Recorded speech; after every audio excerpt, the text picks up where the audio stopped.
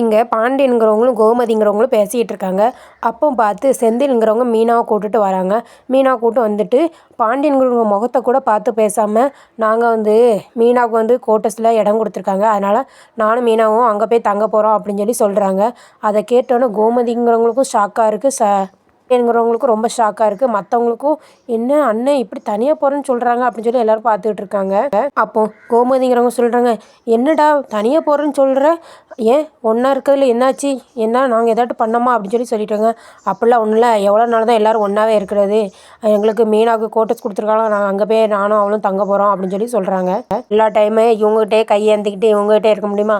இப்போ எனக்கும் நல்ல வேலை கிடச்சிட்டு கவர்மெண்ட்டில், மீனாவுக்கும் நல்ல வேலை, இனிமேல் என்ன நாங்கள் பாட்டு எங்கள் வேலையை நாங்கள் பார்த்துட்டு தனியாக இருந்துக்கிட்டோம் அப்படின்னு சொல்லி சொல்கிறாங்க. அதை கேட்டோன்னா பாண்டியன்களுக்கு ரொம்ப கோவந்துரு, ஏய் நிறுத்துடா, நீ உன் பாட்டு தனியாக போனால் போ, இனிமேல் எதுவும் என்கிட்ட பேசாத அப்படின்னு சொல்லி சொல்கிறாங்க. கோமதி, நீ வாய் மூடிட்டு உன் வேலையை இப்போ பாரு, யார் யார் என்னென்ன முடிவு எடுக்கணுமோ எடுத்துகிட்டு போட்டோம், இனிமேல் நம்ம பெரிய மனுஷனுங்கிற இருந்து எதுக்கு, எல்லோரும் அவரவர் முடிவு அவரே எடுத்துக்கிட்டாங்க அப்படின்னு சொல்லி கோவத்தோடு பேசியிருந்தாங்க. இனிமேல் எது நீ கோமதி பேசாத, உன் வேலைன்னு அதை மட்டும் பாரு அப்படின்னு சொல்லிட்டு கோவத்தோடு போயிருந்தாங்க. அதை கேட்ட மீனாவுக்கு ரொம்ப கஷ்டமாக இருக்குது.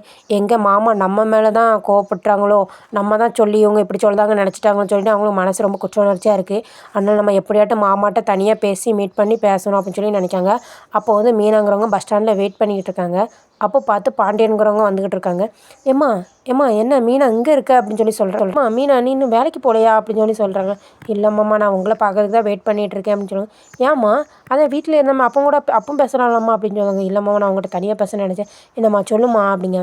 மாமா, இந்த வீட்டுக்கு தனியாக போகணுன்னு சொல்லி நான் எந்த முடிவுமே எடுக்கலாமாம்மா, என் வீட்டுக்கார் தான் எங்கள் அப்பா பேச்சை கேட்டுட்டு ஆடுதாங்க, இப்போ கொஞ்ச நாளாகவே என் வீட்டுக்கார் சரியே இல்லை அப்படின்னு சொல்லி சொல்கிறாங்க. அதை நானும் பார்த்துக்கிட்டு தான்மா இருக்கேன், அவன் ஏன் இப்படி திடீர்னு மாறுறான்னு எனக்கே தெரியல, எனக்கே கொஞ்சம் கஷ்டமாக தான் இருக்குது அப்படின்னு சொல்லிட்டு இருக்காங்க. ஆனால் நான் எதுவுமே சொல்லலைம்மாம்மா, எனக்கு எதுக்கும் சம்மந்தம் கிடையாது. ஏம்மா நீ என் பிள்ளை மாறுமா, எப்பவும் அப்படியே என் அம்மாவோ குழலியும் அதே மாதிரி எப்படியோ அதே மாதிரி தான் நீ, ராஜி, தங்கமேல் எல்லாமே, நான் உன்னை தனியாகவே பார்த்தது கிடையாதும்மா அப்படிங்க. என் மாமா இதை கேட்கும்போது எனக்கு கஷ்டமாக இருக்குது, நான் எதுவுமே சொல்லலை, அவங்க பேச்சும் கேட்கவும் மாட்டேங்க, ஒரே தனியாக போகணுன்னே சொல்லுவாங்க. ஏம்மா அவன் ஆசைக்காண்டி நீ தனியாக வேணாலும் போய் இருந்துட்டு பார்த்துட்டு, ஆனால் எனக்கு உங்களை விட்டு பிரிய மனசே இல்லைம்மாம்மா அப்படிங்காங்க. அதை கேட்ட பாண்டியன், நான் பெற்ற பிள்ளை அது கூட என்ன நினைக்க மாட்டேங்குது, ஆனால் வீட்டுக்கு வந்த மருமக்கமாக இவ்வளோ பாசமாக இருக்காங்க அப்படின்னு சொல்லி அவங்களும் கண்ணு கலங்கி அவங்க போயிட்டு வரமா அப்படி சொல்லுங்க, நீ நல்லபடியாக வேலைக்கு போயிட்டு வாமா பார்த்து அப்படின்னு சொல்லிட்டு போயிட்டு வராங்க. கேட்டால் மீனாவுக்கும் ரொம்ப கஷ்டமாக இருக்குது, நம்ம வீட்டுக்கார் ஏன் இப்படி இருக்காங்க, நம்ம மாமா எவ்வளோ கஷ்டப்படுறாங்கன்னு சொல்லி ரொம்ப கஷ்டத்தோடு இருக்காங்க.